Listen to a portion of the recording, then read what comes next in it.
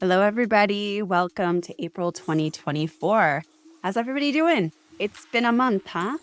So March ended with an elusive punch, and the first couple of weeks of April could be centered around trying to make sense of what just happened in March specifically. The last couple days of March included both a powerful solar eclipse as well as a monumental ingress, which is Neptune into Aries, which is a lot of the underlying theme, actually, of April, which is integrating what Neptune in Aries is going to manifest as and what this future holds for us. Reality as we know it is changing, and it's changing fast. While we knew that March would pull in a series of curveballs and new plot twists, which it certainly delivered, we didn't know exactly how it would land at the end of this month and how we would land. And it's fair to say that as April begins, we may not have the clarity that we may be craving, and we're still in midair in hopes of a soft landing. On the bright side, there is a lot of good, supportive, flowing energy this month. The decisions that you have needed to make could find a gentle push from the wind at your back, a much needed jumpstart into a new direction. If you are working on projects that need some inspiration in order for them to come to completion, then much of this month can help you harness your drive. This is illustrated by the ongoing flowing aspects between Venus, Mars, Saturn, and Uranus from April 4th to April 20th. Take advantage of the productivity that is available to you for much of this month. It is suffice to say that there's definitely some crunchy parts within the month of April as well, specifically the Libra full moon, which takes place in the middle of the month, and the Taurus new moon, which takes place towards the end, really are a bit gnarly. So tread carefully around those times. So let's get going. First, we're going to take a look at Mercury and Venus. They both station direct in the month of April. So in addition to Neptune's fresh ingress into Aries and still reeling from the solar eclipse in Aries, the beginning of April also highlights the simultaneous Mercury and Venus retrogrades. The two planets have been moving side by side for the majority of their retrograde cycles, which is very unique in itself. And Venus stationed retrograde on March 1st, at Mercury on March 15th. As of late March, which is right now when I'm making this video, there have been a multitude of Mercury retrograde events. Most notably, the U.S. Secretary of Defense, Pete Hegseth, texted classified military plans on an unsecured platform and accidentally included a press editor from The Atlantic. Oops. This is a classic and somewhat horrifying Mercury retrograde manifestation, and you really just can't make this stuff up. Mercury will station direct on April 7th at 26 degrees Pisces, 49 minutes, which is conjunct both Venus retrograde and Saturn. As Mercury stations and the weeks following the station, we could witness a turn in messaging from the media and the government and maybe some sort of clarification. There's been a lot of posturing from the current government to gain greater control over the media and requiring the media to support the government by untraditional and arguably forceful means.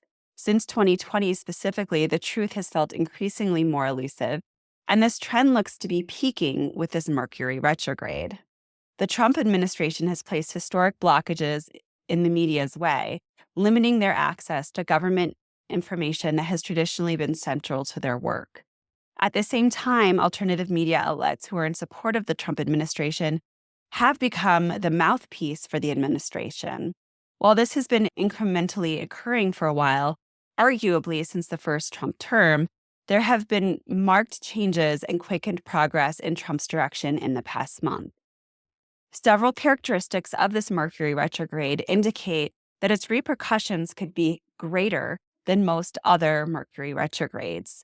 First of all, this Mercury retrograde is tied in with the current eclipse season, stationing retrograde at the same degree as the Aries Solar Eclipse on March 29th, which is at 9 degrees Aries, and stationing direct close to the Virgo lunar eclipse, which took place on March 14th, which is 23 degrees Virgo Pisces. As stated previously, Mercury and Venus are riding the retrograde wave simultaneously and side by side, which intensifies the power behind the Mercury retrograde. Finally, the signature alignment for this Mercury retrograde is its conjunction to Neptune, which perfects 3 times. It perfected on March 2nd, March 29th, and April 16th will be its last conjunction. Neptune's influence, this Mercury retrograde, exaggerates the search for truthful information and increases the likelihood for being misled and submerged into a world of confusion. People are more likely to be convinced of obscure and even dangerous messaging and sold false information hook, line, and sinker. Be careful of what information you are being fed. The truth is out there, and it's up to each of us to use our own North Arrow to decipher what the truth is. Hopefully, Saturn's influence in the Mercury and Venus direct stationing will provide some grounding and checkpoints for the tsunami of information that could be coming at us. Question everything. This is a great example of when Saturn could save the day with some cold, hard facts. Venus stations direct later in the month on April 12th at 24 degrees Pisces, 37 minutes, and is closely conjunct Saturn as this occurs. On a personal level, any relationship topics that you have been working through during this Venus retrograde may be solidified. There are commitments tied into this Venus retrograde, and consequences may follow if those commitments are not met. It is safe to say that commitments come with some level of sacrifice. Are you willing to make the necessary sacrifices for your relationship or other parts of your life that have been up for review at this time? If you're not, then that could be where the consequences are felt. While both the Mercury and Venus direct stations have hard truths in the midst of deception, there is also a notable amount of motivated forward motion for the first half of April. During the Mercury and Venus direct stations, both planets are trine Mars and sextile Uranus. This suggests that the direct stations could arrive with a fierce and notable bang. We might really notice that in the collective. Expect an exciting turn of events and fast developments for storylines that were tied into the retrogrades in the first couple weeks of April. Now moving on to the Libra full moon. The Libra full moon takes place on April 12th at 23 degrees Libra, 19 minutes, and is occurring on the same day that Venus stations direct. Most notably, the Aries sun within the full moon is closely conjunct Chiron, suggesting that topics of wounding, of isolation, and even violation could be brought to the table. Be ready to work through deep and possibly uncomfortable events and conversations. And this might just be within yourself. Mars square the full moon at 27 degrees Cancer, 55 minutes, creates urgency and even volatility to the topics at hand, and reiterates that working through difficult areas of our life is on the agenda for this full moon. Be mindful of being easily triggered or easily triggering others. With Mercury conjunct Neptune, words can be easily misconstrued and can be received with more sensitivity than usual. In addition, Venus is conjunct Saturn and stopped in the sky as she stations direct. So we could feel the heaviness and responsibility within our relationships in a more profound way, as well as the consequences that could follow. Emotions are high, skin is thin, and words carry more weight than usual. Tread carefully around this new moon. Mars opposite Pluto is our next step, and Mars opposite Pluto has been a trademark thus far for Trump's re-entry into the White House, as well as the recent Mars retrograde in general, which highlighted this Mars opposition to Pluto. The first Mars opposite Pluto as part of the recent Mars retrograde took place on November 3rd, 2024, just before the 2024 US presidential election, and largely foreshadowed the elite, power-heavy administration that we are now contending with. The second instance of this opposition took place on January 3rd, 2025, as the Trump administration prepared to take office with historical force on January 20th. And this is when the Sun conjunction to Pluto occurred. I have been anticipating this third Mars opposition to Pluto for some time.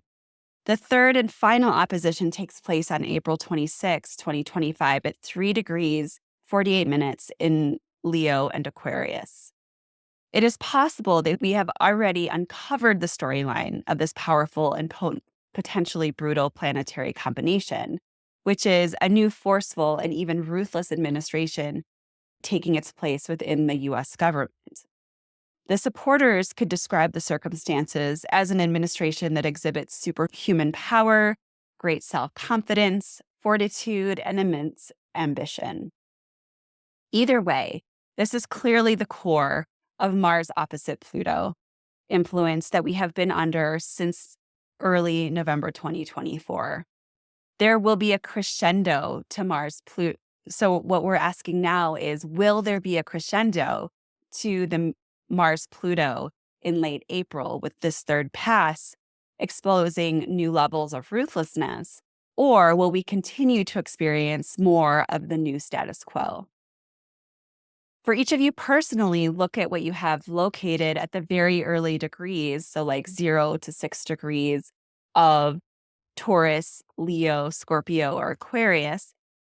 If you have any angles or planets or within these ranges, then you are likely to feel the influence of this transit more intensely in your personal life. Honestly, you have likely been feeling it since November 2024. Life could feel very intense at times within this time frame, requiring you to sacrifice more than feels comfortable or even reasonable to you. The pressure could be intense, and when you say, "Uncle," like you need some relief, the pressure may just increase. So this planetary combination describes the drive to survive as well as motivation to change in a very profound way. I myself have a similar combination. I have Mars square Pluto in my chart.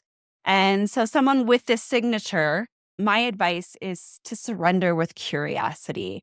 The more that you fight the change that is at your doorstep, the more you will get pulled into the muck that is arising. It acts as quicksand and it wants you to explore the depths. But when you fight it, then you just get more resistance and you get pulled in more. Mars opposite Pluto is an intense transit. It's an intense signature.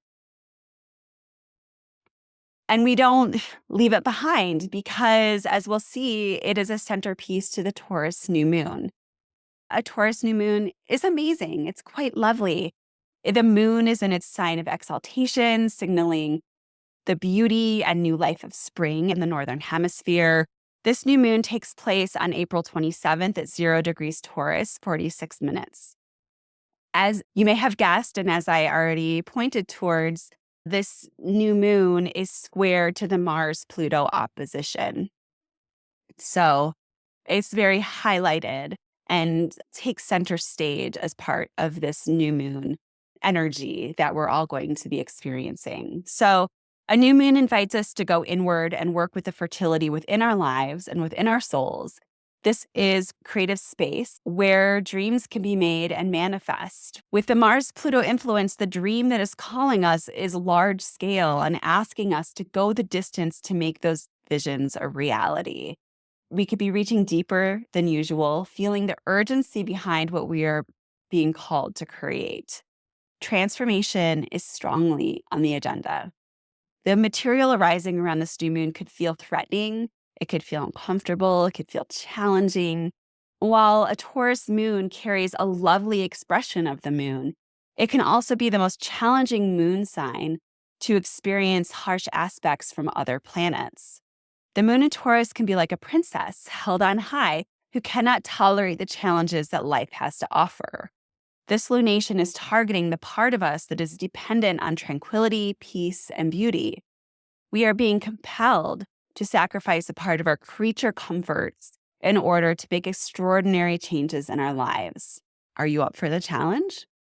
The big one gets a crunchy full moon and a crunchy new moon this month. we're all going to be fine. I think we're all prepared to work through the material that we're now being presented with. It's really great aspects and placements to do some profound work.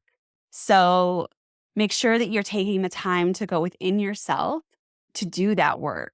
Otherwise, you might feel more trampled than you need to be. There is a lot of support this month as well, but I think that if we're pushing up against and fighting against some of the new moon and full moon energy, that we might not be able to take advantage of the benefits that we could manifest at this time. So make sure you're taking time to go inward and to really tap in with where you're at. In closing, be prepared to take advantage of the productivity boost this month. As I just said, there's momentum and support. Be true to yourself in this process because consequences could be lurking if you're not authentic to your needs and desires. Tread carefully, especially around the new moon and the full moon. Tensions could be high, pressure could be getting to everyone. It's important to take time to go within yourself. And if you aren't aware, I am doing a meditation for peace towards the end of the month. It should be the weekend closest to the new moon. I haven't scheduled it yet, but it's a great time to sit in loosely guided meditation to really go in and find where that voice is. And as I began with, Neptune moving into Aries, new dreams are calling each and every one of us. There is a new dream being planted this month, specifically. And we're going to start working with this for the first time ever in our lifetimes. Can you hear your new dreams? Are you tapped in? Are you in a place where you can take in the information that's knocking at your door and the new beginnings that are beckoning you to walk towards them and embrace these new opportunities that are just waiting for you? Always, all the love, all the best. I'm here for consultations. I've got a lot of stuff coming up, which I'll keep you posted on. And as always, I'm so appreciative to each and every one of you. Have a beautiful month. Namaste.